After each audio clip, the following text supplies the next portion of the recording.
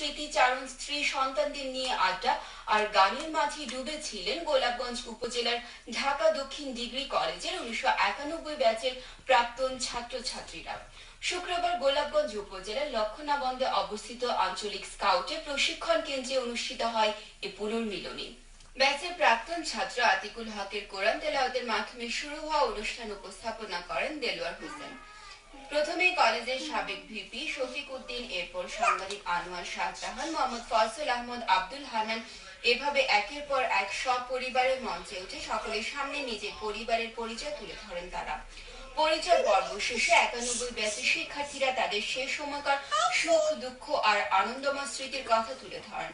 পুনর্মিলনী উপলক্ষে উদযাপন পরিষদ কর্তৃক প্রকাশিত একটি সুভেনিরও বের হয়। এ ব্যাচের শিক্ষার্থীদের সন্তানদের মধ্যে অনুষ্ঠিত হয় নানা বিষয় প্রতিযোগিতা। এরপর অনুষ্ঠিত হয় সাংস্কৃতিক পর্ব।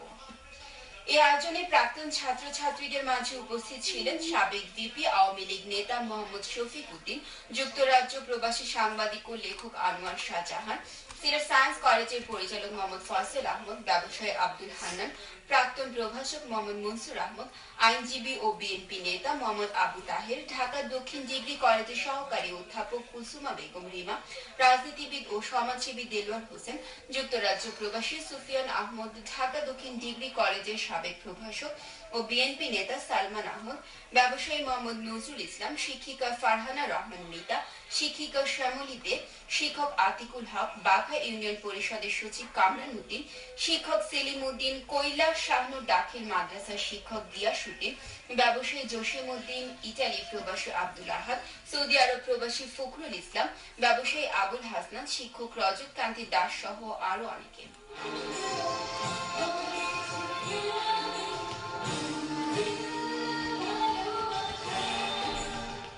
সিলেটের বিভাগীয় কমিশনার জামাল উদ্দিন আহমদ বলেছেন, খেলাধুলা যুব সমাজকে জঙ্গিবাদ সহ সব ধরনের অন্যায় অপকর্ম থেকে দূরে রাখে।